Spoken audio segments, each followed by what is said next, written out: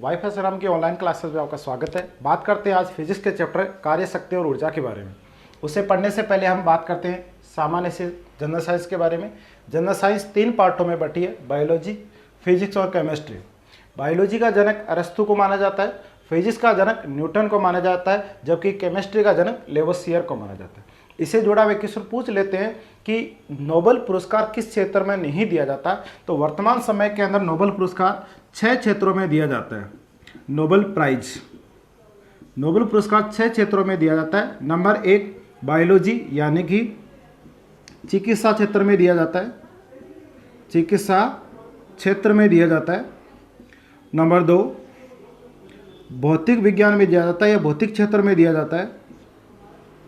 और नंबर 3 रसायन क्षेत्र में दिया जाता है। नंबर 4 अर्थशास्त्र में दिया जाता है।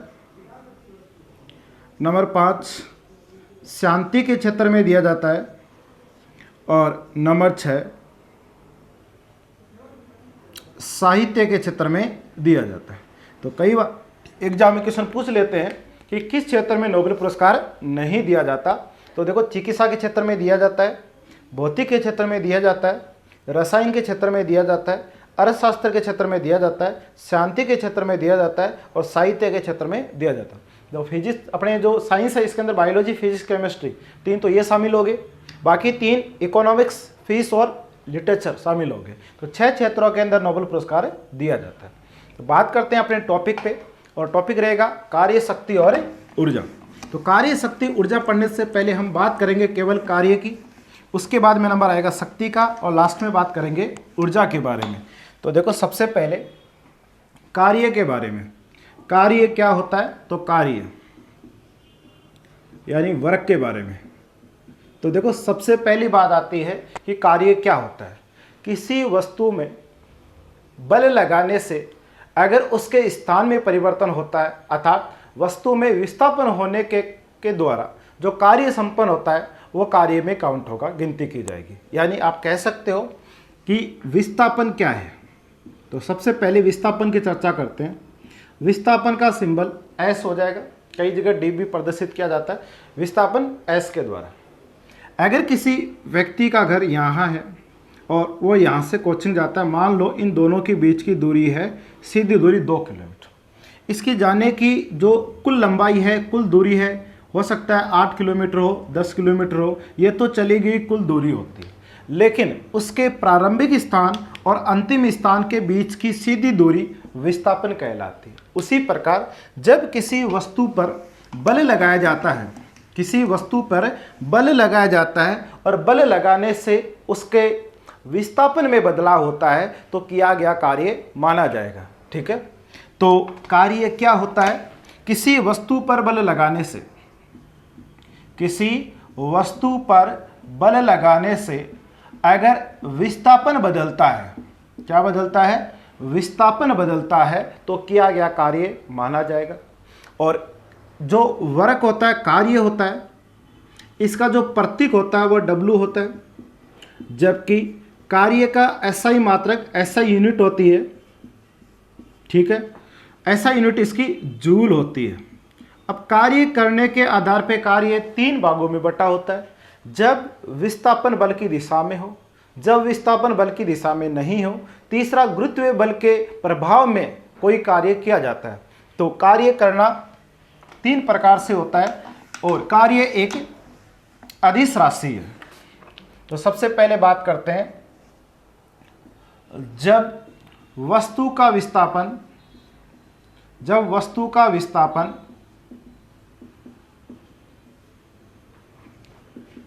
बल की दिशा में हो, बल की दिशा में हो। तो देखो, किसी वस्तु पे किया गया कार्य W प्रतीक हो जाएगा। किया गया जो लगाया गया जो बल होता है, बल का सिंबल F होता है। और उस वस्तु का विस्थापन जो बल की दिशा में लगा उसका सिंबल S होता है। तो अगर किसी वस्तु पे लगाया गया बल 1 न्यूटन है, किसी वस्तु पे लगाया गया बल 1 न्यूटन है, 1 न्यूटन बल लगाने से अगर कोई वस्तु 1 मीटर विस्थापित हो जाती है तो हम कहेंगे किया गया कार्य 1 जूल होगा। कितना होगा? 1 जूल होगा। दूसरी बात आती है कि जब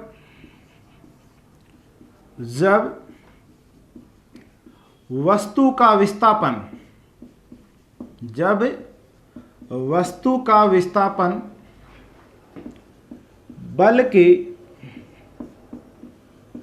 दिशा में ना हो, क्या हो? बल की दिशा में नहीं होना चाहिए। जैसे किया गया कार्य, तो कार्य का प्रतीक क्या होता है? W होता है। अब देखो, बल की दिशा में नहीं होना चाहिए, तो अगर हम पहले की बात करें तो यहाँ कोई वस्तु थी, इसको बल लगाकर अगर आपने उसका स्थान परिवर्तन कर दिया, विस्थापन ला दिया, ठीक है, तो वह कार्य माना जाएगा। अगर कोई व्यक्ति किसी वस्तु को उठा के वापस उसी मूल स्थिति में रख देता है तो किया गया कार्य शून्य होगा। अगर किसी दीवार पे कोई धक्का देकर उसकी स्थिति में परिवर्तन नहीं कर सकता, बल लगाने के बावजूद भी उसका विस्थापन नहीं होगा, तो किया गया कार्य शून्य माना जाएगा, ठीक है। लेकिन जब किसी वस्तु पे बल लगाने से विस्थापन हो जाता है या वस्तु विस्थापित हो जाती है तो किया गया कार्य माना जाएगा। अगर किसी वस्तु पे किया गया कार्य वस्तु पे लगने वाले बल की मात्रा 1 न्यूटन है, वस्तु के विस्थापन होने की जो दूरी है वो 1 मीटर है, तो किया गया कार्य 1 जूल होगा। लेकिन जब वस्तु का विस्थापन बल की दिशा में नहीं होगा, वस्तु यहाँ से यहाँ नहीं पहुँचकर कहीं दाएं बाएं चली जाती है, तो बीच एक कोण बन जाता है। जिस दिशा में उसको जाना चाहिए था और जिस दिशा में गई है, दोनों के बीच में कोण बन जाता है। और ये जानते हैं कि ये कर्ण कहलाता है और नीचे वाला आधार कहलाता है। जब हम त्रिकोणमिति के अंदर बात करते हैं तो एक sine theta, cos theta, tan theta था। लेकिन हम आधार बटे कर्ण की बात करें तो आधार बटा कर्ण होता है आपका कोस थीटा। उसी प्रकार किया गया कार्य, तो वस्तु का जो विस्थापन है, विस्थापन s होता है, वस्तु का विस्थापन s होता है। उस वस्तु के विस्थापन के दौरान वस्तु पे लगने वाला बल F होता है और दोनों के बीच बनने वाला कोण कितना होता है? Cos theta. तो आप ऐसा कह सकते हैं कि W बराबर F S कोस थीटा होता है और थीटा के अनुसार उस बल की मात्रा को ज्ञात कर सकते हैं, ठीक है। तीसरा होता है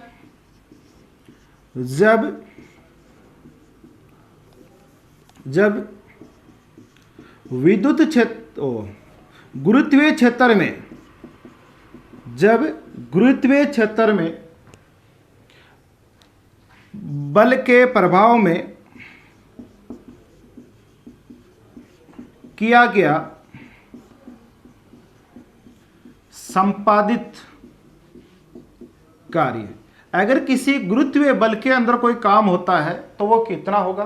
तो देखो, सबसे पहले कार्य का सिंबल W होता है। W बराबर, जब गुरुत्वीय क्षेत्र के अंदर कोई वस्तु काम करती है तो उसका द्रव्यमान निर्भर होता है। तो द्रव्यमान, लगने वाला गुरुत्वीय बल और ऊंचाई, तो W बराबर गुरुत्वीय बल के अंदर संपादित कार्य W बराबर mgh हो जाएगा, ठीक है। तो ये आपका कार्य होता है। अगर किसी वस्तु पे बल लगाने से अगर उसका विस्थापित हो जाती है वस्तु, तो किया गया कार्य काउंट होगा, गिनती होगी। लेकिन जब वस्तु के विस्थापन नहीं होगा तो किया गया कार्य शून्य माना जाएगा। ये तो होता है कार्य। दूसरा आता है अपना शक्ति। दूसरापन आता है शक्ति। तो बात करते हैं शक्ति यानी पावर की बात। तो दूसरा देखो शक्ति।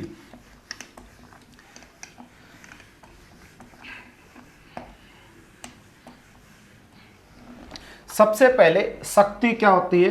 शक्ति को पावर बोला जाता है। अगर किया गया कार्य समय के पर निर्भर हो या कार्य करने की दर को शक्ति कहते हैं, तो सीधा कह सकते हो कार्य करने की दर को शक्ति कहते हैं। कार्य करने की दर को शक्ति कहते हैं। जैसे आपने किया गया कार्य शक्ति यानी P बराबर किया गया कार्य बटे समय। किया गया कार्य का मात्रक जूल होता है, समय का मात्रक सेकंड होता है। तो जूल बट्टे सेकंड यानी वाट हो जाता है, यानी कि शक्ति का सिंबल प्रतीक P होगा, जबकि SI यूनिट इसकी वाट होगी। ठीक है। इसके अलावा शक्ति के कुछ अन्य मात्रक भी होते हैं। शक्ति के अन्य मात्रों के अंदर वाट आ जाएगा, इससे बड़ा किलोवाट हो जाएगा, इससे बड़ा मेगावाट हो जाएगा, इससे बड़ा गीगावाट हो जाएगा और इससे बड़ा HP हो जाएगा। ठीक है।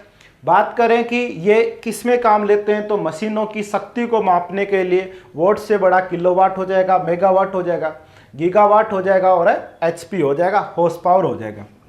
1 किलोवाट में 1000 वाट होता है। 1 किलोवाट में 1000 वाट होता है। अगर 1 HP की बात करें तो 1 HP में 746 वाट होता है। कितना होता है? 746। अगर इसको किलोवाट में देखा जाए तो 1 HP बराबर 0.746 किलोवाट होता है। कितना होता है? 1 HP बराबर 1 हॉर्स पावर बराबर सीधा सा बोला जाए तो 746 वाट होता है। जबकि इसको किलोवाट में देखा जाए तो 746 की जगह 0.746 किलोवाट होता है। 1 किलोवाट के अंदर कितना होता है? तो 1 किलोवाट में एक यूनिट होता है। देखो, 1 किलोवाट पर घंटा, इसके बराबर 1 यूनिट। आप ऐसा कह सकते हो कि हमारे पास एक उपकरण है, वो 1 किलोवाट का है। अगर वो लगातार 1 घंटे तक चले तो उसके द्वारा विद्युत खर्च निकलेगा वो 1 यूनिट निकलेगा। ठीक है। इस 1 किलोवाट को हम 1000 वाट लिख देते हैं और घंटे को मिनटों में चेंज कर देंगे तो 1 घंटे में 60 मिनट और 1 मिनट में 60 सेकंड, तो वाट W हो जाएगा। समय का मात्रक सेकंड होता है। इसको हम 36, 6 को 6 से गुणा किया, 36, 3 और 2 50, तो 36 लाख वॉट इंटू सेकंड हो जाएगा। अगर हम इसको छोटे रूप में लिखा जाता है तो 36 लाख को हम 3.6 गुणा 10 की पावर 6 जूल कह सकते हैं, यानी 1 किलोवाट घंटा बराबर 3.6 10 की पावर 6 जूल होता है। क्या होता है? 6 जूल होता है। तो 1 किलोवाट बराबर 3.6 10 की घात 6 जूल होता है। ये आपके जूल की बात है। अब बात कर लेते हैं हम ऊर्जा की। तो सबसे पहले ऊर्जा के बारे में, तो आपने कार्य करने की शक्ति का, कार्य करने की जो दर थी उसका नाम शक्ति दिया। तो अब बात करेंगे कार्य करने की जो कैपेसिटी होगी वो आपकी ऊर्जा कहलाती है। तो देखो, ऊर्जा एनर्जी, कार्य करने की क्षमता, कार्य करने की क्षमता ऊर्जा कहलाती है। क्या कहलाती है? ऊर्जा कहलाती है। कार्य करने की क्षमता को ऊर्जा कहते हैं। ठीक है। ऊर्जा का सिंबल प्रतीक सिंबल E होता है, जबकि ऊर्जा का SI मात्रक जूल होता है। तो कार्य का और ऊर्जा का दोनों का सेम ही होता है। ऊर्जा के बारे में सबसे पहले आइंस्टीन महोदय ने एक स्टेटमेंट दिया। आइंस्टीन महोदय ने, इनके अनुसार दुनिया जितनी है उतनी ही है। अर्थात इस दुनिया के अंदर, इस ब्रह्मांड के अंदर ना हम एक कण को बना सकते हैं और ना ही हम एक कण को नष्ट कर सकते हैं। इसी सिद्धांत पे ऊर्जा संरक्षण का नियम बना। ऊर्जा संरक्षण का नियम बना। ऊर्जा संरक्षण के नियमों के अनुसार इस ब्रह्मांड के अंदर ना तो एक कण को बनाया जा सकता है, ना ही एक कण को नष्ट किया जा सकता है। केवल एक रूप से दूसरे रूप में रूपांतरित किया जा सकता है, अर्थात ब्रह्मांड की संपूर्ण ऊर्जा फिक्स होती है, नियत होती है। इसी को ऊर्जा संरक्षण का नियम कहा जाता है। ऊर्जा संरक्षण का नियम वर्तमान में काफी प्रचलित है। बात करते हैं कि किस युक्तियों के माध्यम से इनका ऊर्जा संरक्षण का नियम लागू रहता है। तो बात करेंगे ऊर्जा के रूपांतरण की युक्तियां। ऊर्जा के रूपांतरण की युक्तियां, किन किन युक्तियों के माध्यम से ऊर्जा का रूपांतरण होता है। तो ऊर्जा के रूपांतरण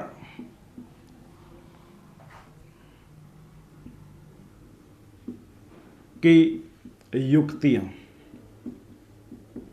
ऊर्जा के रूपांतरण की युक्तियां, कौन कौन सी युक्तियों के माध्यम से ऊर्जा का रूपांतरण होता है।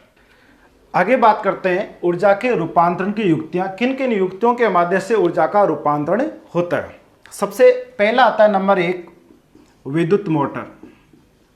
कौन सा? विद्युत मोटर। अपने को पता है कि जो विद्युत मोटर होती है बिना विद्युत धारा के नहीं चलती। इसका मतलब ये हो गया कि इसमें विद्युत ऊर्जा की आवश्यकता होती है। जब इसको चलाया जाता है तो इसमें एक मशीन चलती है और मशीन को हिंदी में यांत्रिक बोलते हैं, इसलिए ये विद्युत ऊर्जा को यांत्रिक ऊर्जा में बदलती है। यह है विद्युत ऊर्जा को यांत्रिक ऊर्जा में बदलती है। दूसरा, जब यांत्रिक ऊर्जा को विद्युत ऊर्जा में बदलना हो तो हमें डायनेमो का इस्तेमाल करना पड़ेगा, डायनेमो का उपयोग करना पड़ेगा।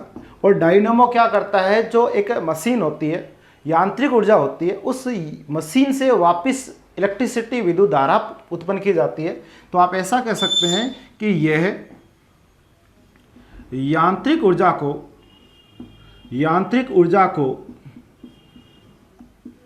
विद्युत ऊर्जा में, यांत्रिक ऊर्जा को विद्युत ऊर्जा में बदलती है। ठीक है। फिर तीसरा आता है, जब अपने को हीटर की जरूरत हो तो वो विद्युत ऊर्जा को उसमें ऊर्जा में बदल देगा। तो तीसरा आ जाएगा अपने हीटर। तो यह है विद्युत ऊर्जा को उसमें ऊर्जा में बदलता है, विद्युत ऊर्जा को उसमें ऊर्जा में बदलता है। अगला अपना जैसे बल्ब है, ट्यूबलाइट है, ठीक है, ये विद्युत ऊर्जा को प्रकाश ऊर्जा में बदल देंगे। तो अगला आता है बल्ब, ट्यूबलाइट, ठीक है, यह है विद्युत ऊर्जा को प्रकाश व ऊष्मा ऊर्जा में, ये विद्युत ऊर्जा को किस में बदल देंगे? प्रकाश और ऊष्मा ऊर्जा में बदल देंगे। अगला आता है अपना, ठीक है, जिसके अंदर विद्युत घंटी ले ले, लाउड स्पीकर ले लेते हैं, ये विद्युत धारा से चलेंगे और ध्वनि ऊर्जा उत्पन्न करेंगे। तो अगला आ जाता है लाउड स्पीकर,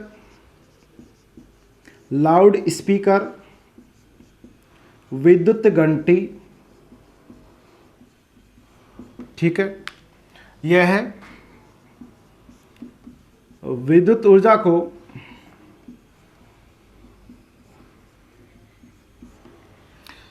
लाउड स्पीकर व विद्युत घंटी की बात करें तो यह विद्युत ऊर्जा को ध्वनि ऊर्जा में, ठीक है। और जो माइक्रोफोन आते हैं, अगला आता है माइक्रोफोन।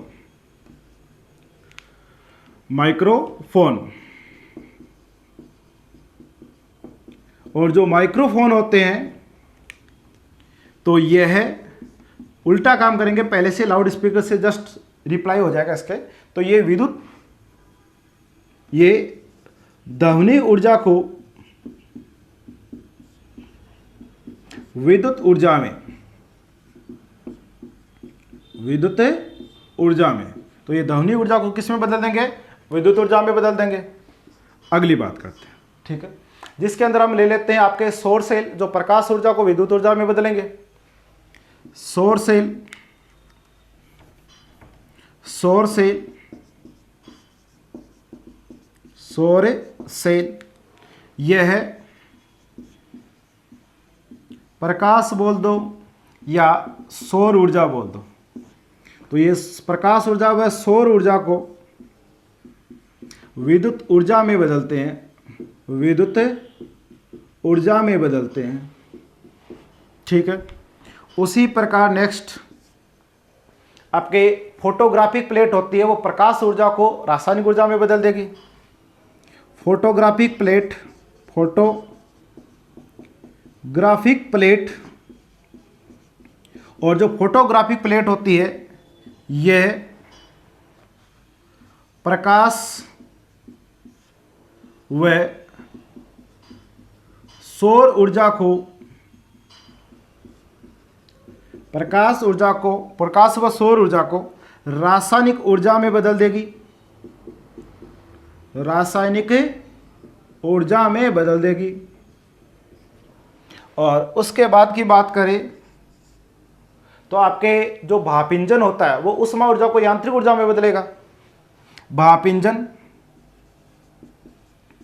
भाप इंजन, ठीक है। तो ये आपको ऊष्मा ऊर्जा को यांत्रिक ऊर्जा में बदलता है। तो यह है ऊष्मा ऊर्जा को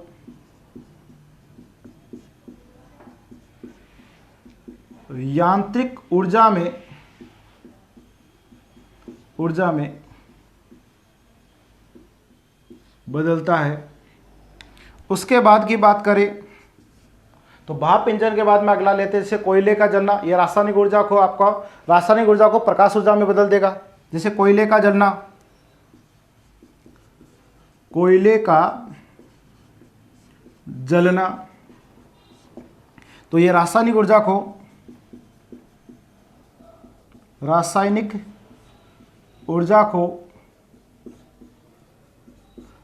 ऊर्जा को ऊष्मा व प्रकाश ऊर्जा में बदलता है। अगला ले लेते हैं हम जैसे आपके प्राथमिक सेल है, तो ये रासायनिक ऊर्जा को विद्युत ऊर्जा और प्रकाश ऊर्जा में बदल देंगे। ठीक है। प्राथमिक सेल, प्राथमिक सेल, तो प्राथमिक सेल क्या होते हैं? केमिकल से चलते हैं, तो रासायनिक ऊर्जा, और ये रासायनिक ऊर्जा को चेंज करेंगे किसमें? प्रकाश में भी चेंज कर देंगे और विद्युत में भी चेंज कर देंगे, तो विद्युत ऊर्जा में बदल जाएगा। तो रासायनिक ऊर्जा से प्रकाश व विद्युत ऊर्जा। इसी प्रकार जैसे चलता हुआ जो इंजन उसके ब्रेक लगाते हैं तो यांत्रिक ऊर्जा से ऊष्मा ऊर्जा बदल जाएगा। अगला, चलते इंजन के ब्रेक लगाना, चलते इंजन के ब्रेक लगाना। जब चलते हुए इंजन के ब्रेक लगाते हैं तो चलती हुई मशीन, और मशीन को हिंदी में कहते हैं यांत्रिक, तो कौन सी ऊर्जा होगी? यांत्रिक ऊर्जा। और यांत्रिक ऊर्जा होगी तो ब्रेक लगाने पे जो मशीन होती है, गाड़ी होती है, वो हीटिंग करती है तो ऊष्मा ऊर्जा में बदल जाएगी। और लास्ट एक और ले लेते हैं आपके ऊंचाई से गिरती हुई वस्तु, जो भी ऊंचाई से गिरती हुई जो वस्तु होती है, ऊंचाई से गिरती हुई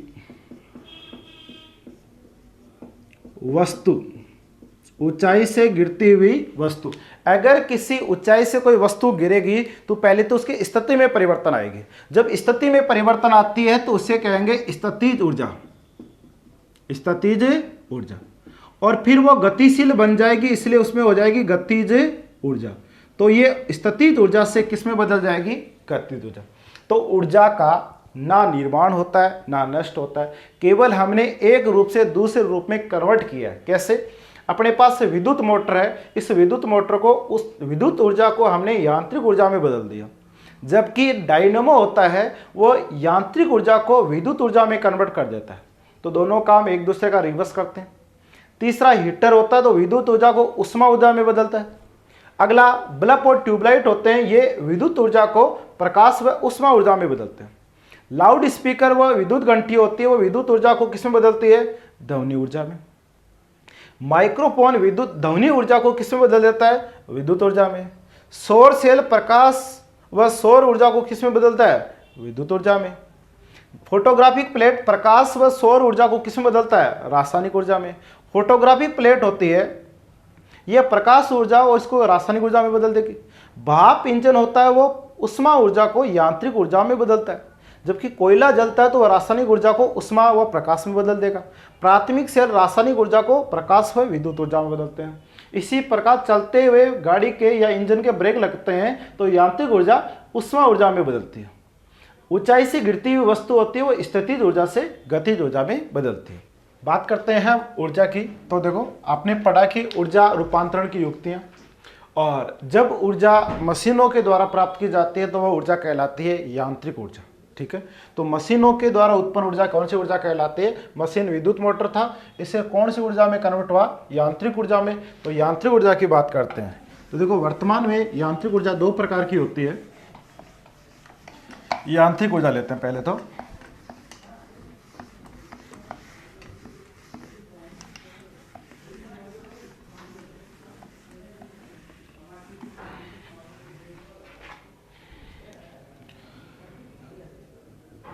यांत्रिक ऊर्जा,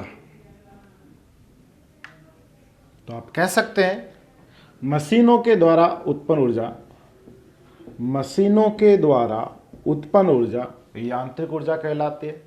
और यांत्रिक ऊर्जा होती है वह दो प्रकार की होती है। कितने प्रकार की? दो। एक को बोलते हैं गतिज ऊर्जा, गतिज ऊर्जा।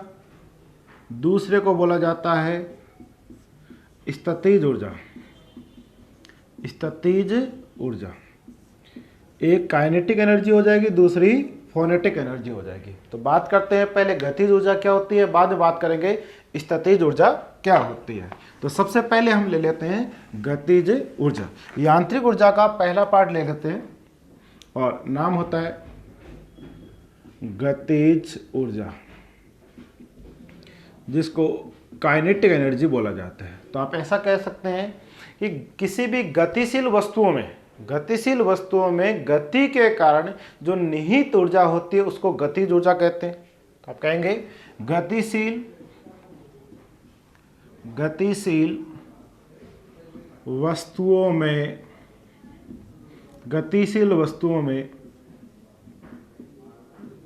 गति के कारण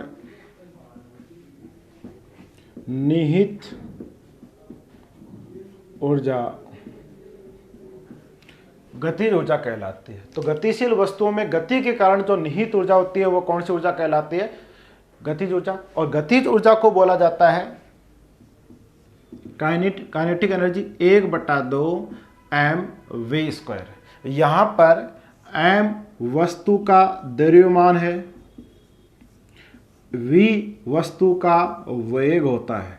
ठीक है, तो 1/2 mv², या आप ऐसा कह सकते हैं किसी भी वस्तु का जो गतिज ऊर्जा होगी वो निर्भर करती है उसके वेग पे। जिस वस्तु का वेग जितना, उस वस्तु का वेग जितना द्रव्यमान ज़्यादा होगा, किसी वस्तु का द्रव्यमान जितना ज़्यादा होगा वेग उतना ही बढ़ेगा। ठीक है, इसी को बोलते हैं गतिज ऊर्जा, काइनेटिक एनर्जी। बात करते हैं दैनिक जीवन के अंदर अपने गतिज ऊर्जा के उदाहरण कौन कौन से मिलते हैं। सबसे पहला उदाहरण मिलता है कि बहते हुए पानी की ऊर्जा, ठीक है ना। तो बहते हुए पानी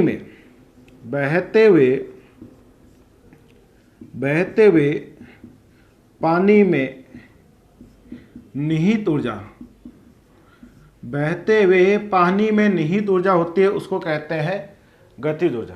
यानी कौन सी ऊर्जा होती है इसमें? गतिज ऊर्जा। दूसरा लेते हैं बहती हुई जो हवा होती है, वायु होती है, उसमें निहित ऊर्जा। तो बहती हुई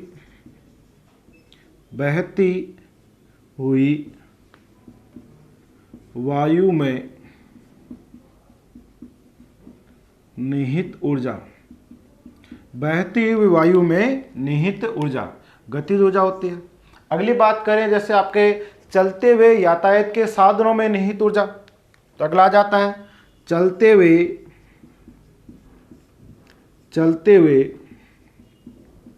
यातायात के साधनों में निहित ऊर्जा, चलते हुए यातायात के साधनों में निहित ऊर्जा। आगे बात करते हैं कि जो बंदूक की गोली होती है उसमें निहित ऊर्जा। तो बंदूक की गोली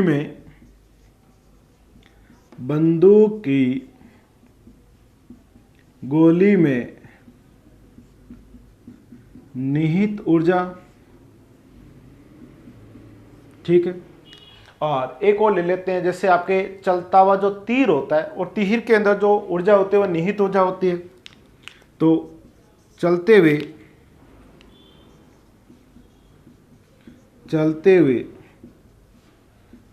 तीर में निहित ऊर्जा गतिज ऊर्जा होती है, ठीक है। तो देखो गतिज ऊर्जा क्या होती है, किसी भी वस्तु में गति के कारण अगर ऊर्जा आती है तो वो गतिज ऊर्जा होती है। यानी गतिशील वस्तुओं में गति के कारण जो एनर्जी संचय होती है उस एनर्जी को हम काइनेटिक एनर्जी बोला जाता है, ठीक है। काइनेटिक एनर्जी बराबर 1/2 mv²। m यहाँ वस्तु का द्रव्यमान होता है, v यहाँ वस्तु का वेग होता है। जिस वस्तु का द्रव्यमान जितना ज़्यादा होगा वस्तु का वेग उतना ही बढ़ेगा। अगली बात, उदाहरणों की बात करें तो बहते हुए पानी में जो ऊर्जा होती है वो कौन सी ऊर्जा होती है, काइनेटिक एनर्जी, निहित आपके गतिज ऊर्जा होती है। बहती हुई जो हवा होती है उसमें भी गतिज ऊर्जा होती है। चलते हुए यातायात के साधनों में निहित ऊर्जा होती है। गाड़ियाँ जैसी चलती है तो बैटरी ऑटोमेटिक चार्ज हो जाती है, ठीक है। और जब हम गाड़ियों का उपयोग कम करते हैं या साधन चलाते नहीं है तो वो बैटरी डिस हो जाती है। इसके अंदर एनर्जी कौन सी होती है, काइनेटिक एनर्जी, गतिज ऊर्जा। बंदूक की गोली में निहित ऊर्जा, बंदूक की जो गोली होती है उसमें विशेष प्रकार की एक एनर्जी आती है, वो एनर्जी गतिज ऊर्जा उसकी गतिशील होने के कारण आती है। चलते हुए तीर में निहित ऊर्जा, जब तीर चलता है तो उसके अंदर भी एक एनर्जी आती है, वो एनर्जी कौन सी होती है, काइनेटिक एनर्जी यानी गतिज ऊर्जा होती है। अब बात करते हैं यांत्रिक ऊर्जा का दूसरा भाग लेते हैं, जो होता है स्थैतिक ऊर्जा यानी फोनेटिक एनर्जी। अगला आता है दूसरा भाग इसका,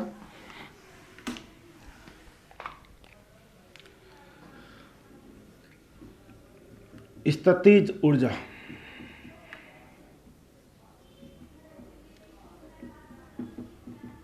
फोनेटिक एनर्जी, आप ऐसा कह सकते हैं कि किसी भी वस्तु में स्थिति या उसके आकृति में परिवर्तन के कारण जो ऊर्जा निहित होती है उस ऊर्जा को स्थितिज ऊर्जा कहते हैं। तो देखो इसकी परिभाषा हो जाती है, किसी वस्तु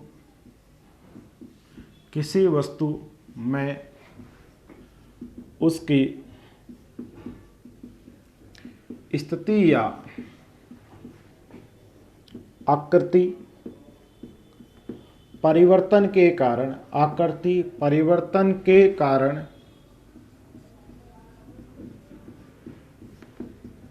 निहित ऊर्जा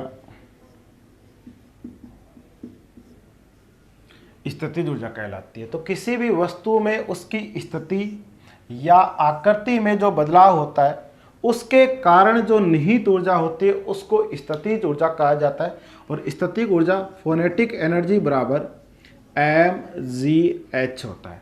mgh, m का मतलब वस्तु का द्रव्यमान, g का मतलब गुरुत्वीय त्वरण, h का मतलब होता है वस्तु को जिस ऊंचाई से गिराया जाता है उस ऊंचाई की बात। तो PE फोनेटिक एनर्जी बराबर mgh, द्रव्यमान, गुरुत्वीय त्वरण और ऊंचाई। तो आप ऐसा भी कह सकते हैं कि अगर किसी वस्तु को जितनी ऊंचाई पर ले जाया जाता है, किसी वस्तु को जितनी अधिक ऊंचाई पर ले जाया जाता है या ऊपर उठाया जाता है उसके अंदर उतनी ही अधिक स्थितिज ऊर्जा पाई जाती है। दैनिक जीवन की बात करें कि हमारे दैनिक जीवन के अंदर किन के अंदर स्थितिज ऊर्जा देखने को मिलती है, तो सबसे पहले बात आती है बांध होता है। बिजली बनाने के लिए बांध में अंदर पानी इकट्ठा किया जाता है, फिर उस पानी को उस बांध पे जो टरबाइन होते हैं उन पे गिराया जाता है, फिर बिजली उत्पन्न होती है। तो बांध में भरे हुए पानी की ऊंचाई, ठीक है। तो बांध में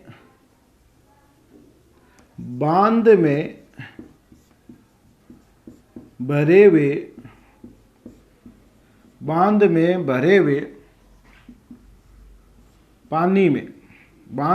हुए पानी में जो निहित ऊर्जा होती है वो आपकी स्थितिज ऊर्जा कहलाती है। नंबर अगर 2 बात करें ठीक है। तो दूसरा लेते हैं कि जब ऊंचाई में या हमारे घरों के अंदर जब ऊपर टंकियां रखी जाती है जिसकी वजह से अपने किचन लेट बाथ में पानी स्पीड से आता है, उसके अंदर भी कौन सी एनर्जी होती है? स्थितिज ऊर्जा। तो हम कह सकते हैं ऊंचाई पर रखी पानी की टंकियों में निहित ऊर्जा, निहित ऊर्जा। ठीक है। तीसरी बात, अगली बात ले लेते हैं। जैसे मान लो कि एक चाबी बनने वाला खिलौना आता है, उस खिलौने को अगर चाबी भर दी जाती है तो वो तेज गति से आगे बढ़ता है। ठीक है। उसमें भी एनर्जी कौन सी होती है? स्थितिज ऊर्जा। तो चाबी वाला खिलौना, चाबी वाला खिलौना, उसमें भी कौन सी एनर्जी होती है? स्थितिज ऊर्जा। अगली बात, चाबी वाली घड़ी, चाबी वाली घड़ी, और जो चाबी वाली घड़ी होती है उसके अंदर भी कौन सी एनर्जी होती है? स्थितिज। चाबी बढ़ने से वह घड़ी काम करने लग जाती है, इस वजह से उसमें कौन सा है? चाबी वाली घड़ी के अंदर स्थितिज ऊर्जा। इसी प्रकार जब धनुष को खींचा जाता है तो धनुष के खींचने से उसकी स्थिति में बदलाव आया, और स्थिति में बदलाव आया तो जो एनर्जी प्राप्त हुई वो एनर्जी कौन सी है? स्थितिज एनर्जी। तो आप ऐसा कह सकते हैं धनुष को खींचने पर जो ऊर्जा निहित होती है वो ऊर्जा कौन सी होती है? स्थितिज ऊर्जा होती है। इसी प्रकार अपने जो स्प्रिंग है, कौन सा है? स्प्रिंग है, रबड़ है, सीएनजी है, गुलेल है, गुलेल है, इन सभी के अंदर एनर्जी कौन सी होती है? आपके स्थितिज एनर्जी। यानी कि स्प्रिंग को खींचेंगे या स्प्रिंग को दबाएंगे तो स्थिति में बदलाव आएगा और उसमें एक विशेष प्रकार की एनर्जी आएगी, वो एनर्जी क्या कहलाएगी? स्थितिज एनर्जी, स्थिति में परिवर्तन के कारण। उसी प्रकार रबड़ है, सीएनजी है, सीएनजी के जो सिलेंडर होते हैं तो सीएनजी जो गैस होती है उसके अंदर आपके मेथेन गैस होती है, वो दबाव के साथ उसमें डाली जाती है तो सीएनजी। और गुलेल जिसके अंदर हम पत्थर वत्थर जो फेंकते हैं या पत्थर जो फेंका जाता है उसके अंदर जो ऊर्जा होती है वो कौन सी ऊर्जा होती है? स्थितिज ऊर्जा होती है। तो देखो स्थितिज ऊर्जा यानी फोनेटिक एनर्जी, किसी वस्तु में अगर उसकी स्थिति में बदला जाता है या उसकी आकृति में परिवर्तन किया जाता है तो उसके कारण जो ऊर्जा प्राप्त होती है उसे क्या कहते हैं? स्थितिज ऊर्जा। स्थितिज ऊर्जा बराबर यानी फोनेटिक एनर्जी बराबर mgh होता है। m का मतलब द्रव्यमान होता है, g का मतलब गुरुत्वीय त्वरण होता है, h का मतलब ऊंचाई होता है। बात करें कि दैनिक जीवन के अंदर कहाँ कहाँ काम लेते हैं, तो अगर किसी वस्तु को जितनी ऊंचाई पर उठाया जाएगा उसमें उतनी ही स्थितिज ऊर्जा उत्पन्न होती है। बांध में भरे हुए पानी में निहित ऊर्जा होती है। बिजली पैदा करने के लिए जो बांध होते हैं उसको ऊंचाई पे पहले बांधों को पानी इकट्ठा किया जाता है, फिर टरबाइन पे गिराया जाता है, उसमें स्थितिज ऊर्जा होती है। ऊंचाई पर रखी पानी की टंकियाँ, जितनी ऊंचाई पे पानी की टंकियों को रखा जाता है उसका वेग उतना ही बढ़ जाएगा, उसमें एनर्जी कौन सी होती है? आपके स्थितिज एनर्जी। चाबी वाला खिलौना होता है, चाबी वाली घड़ियाँ होती है, दोनों ही क्या होती है? स्थितिज ऊर्जा के उदाहरण है। धनुष को खींचने पे उसके में स्थितिज ऊर्जा आ जाती है, जैसे स्प्रिंग है, रबड़ है, आपके सीएनजी है, गुलेल है, इन सब में भी क्या होता है? स्थितिज ऊर्जा। ठीक है। तो आज के लिए इतना ही करेंगे। धन्यवाद।